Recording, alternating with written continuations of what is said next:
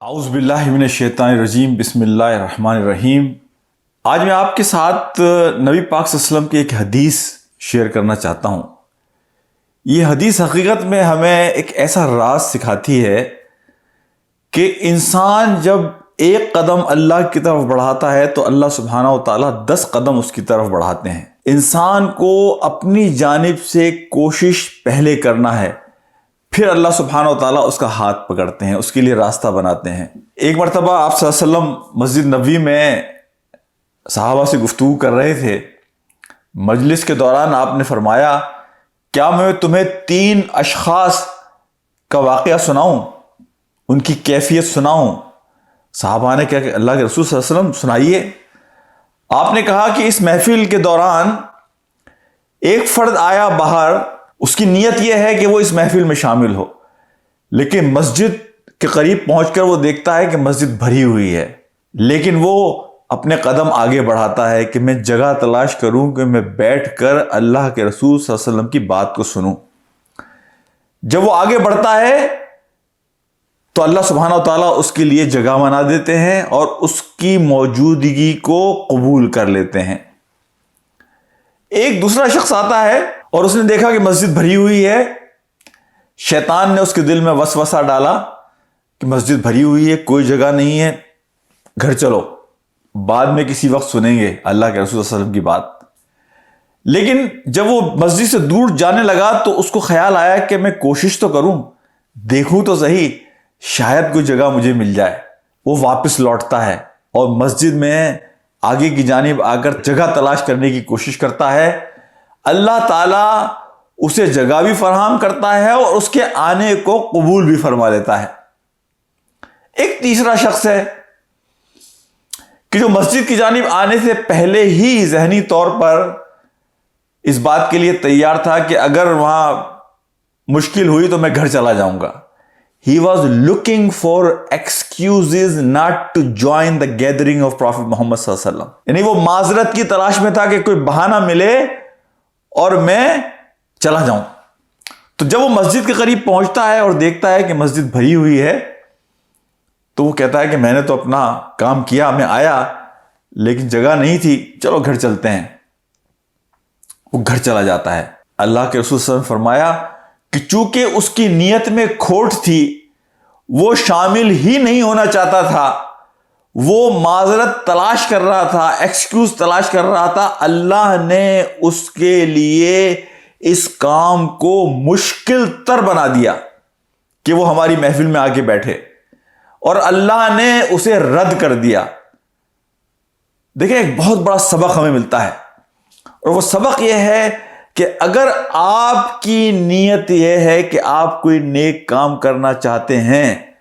اللہ سبحانہ و تعالیٰ کبھی آپ کو مایوس نہیں کرے گا، اللہ آپ کے لیے راستے بنائے گا۔ لیکن اگر آپ کی نیت یہ ہے کہ آپ کو معذرت، ایکسکیوز، بہانے کی تلاش ہے، تو اللہ تعالیٰ اس نیک کام کو آپ کے لیے اتنا مشکل بنا دے گا، وہ اتنا بڑا کام آپ کو نظر آنے لگے گا، وہ اتنا مشکل راستہ آپ کو محسوس ہونے لگے گا کہ آپ کے قدم بوجھل ہو جائیں گے اس کام کو کرنے کے لیے، اور آپ فرار کا راستہ اختیار کریں گے۔ اور بالکل یہی واقعہ ہوا تھا حضرت طالوت اور جالوت کے واقعے میں، کہ جب اللہ نے منع کیا راستے میں پانی نہ پینے کا، اور جن لوگوں نے پانی پیا، جو لوگ حضرت طالوت علیہ السلام کے ساتھ تھے، تو جب جالوت سے مقابلے کے لیے میدان میں فوج اتری ہے تو انہیں دشمن اتنا بڑا نظر آنے لگا کہ انہوں نے ہتھیار ڈال دیے۔ حضرت طالوت سے انہوں نے کہا کہ ہم اس کا مقابلہ نہیں کر سکتے، یہ تو بہت بڑا۔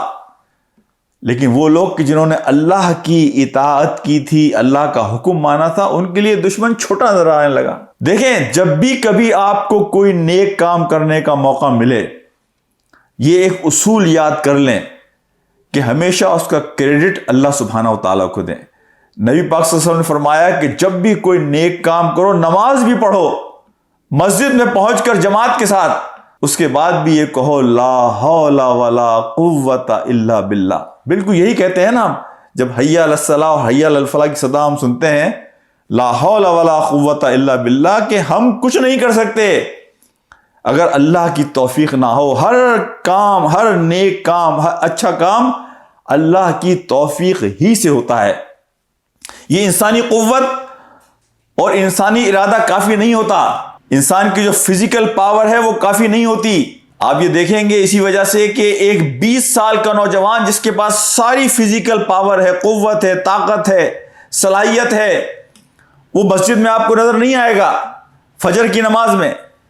لیکن ایک 95 سال کا بوڑھا وہ آپ کو فجر کی نماز میں مسجد میں نظر آتا ہے، اس لیے کہ یہ فزیکل طاقت، فزیکل قوت ایک حد تک آپ کا ساتھ دے سکتی ہے، لیکن اصل چیز کہ جس کی انسان کو نیکی کے لیے ضرورت ہوتی ہے وہ اللہ کی توفیق ہے، اور اللہ کی توفیق انہی لوگوں کو ملتی ہے کہ جو اخلاص کے ساتھ اللہ کی جانب اپنے قدموں کو بڑھاتے ہیں۔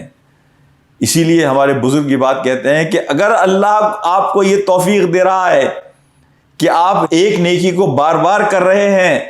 تو اس کا مطلب یہ ہے کہ وہ نیکی اللہ کے حضور آپ کی قبول ہو رہی ہے۔ تو میں اللہ سے دعا کرتا ہوں کہ اللہ ہمیں اس پورے فلسفے کو سمجھنے کی توفیق عطا فرمائے کہ آپ اپنے حصے کا کام کرنے کی کوشش کیجئے، راستے آپ کے لیے کھلتے چلے جائیں گے، اور جیسے جیسے راستے آپ کے لیے کھلتے چلے جائیں آپ اللہ کا شکر ادا کرتے چلے جائیں کہ یا اللہ تیری توفیق سے میں اس قابل ہوا ہوں کہ میں یہ نیک کام کر سکوں۔ میں تجھ سے درخواست کرتا ہوں نیکی کے یہ دروازے مجھ پہ کھلے رکھ اور مزید دروازے میرے لیے کھولتا چلا جا۔ السلام علیکم ورحمۃ اللہ وبرکاتہ۔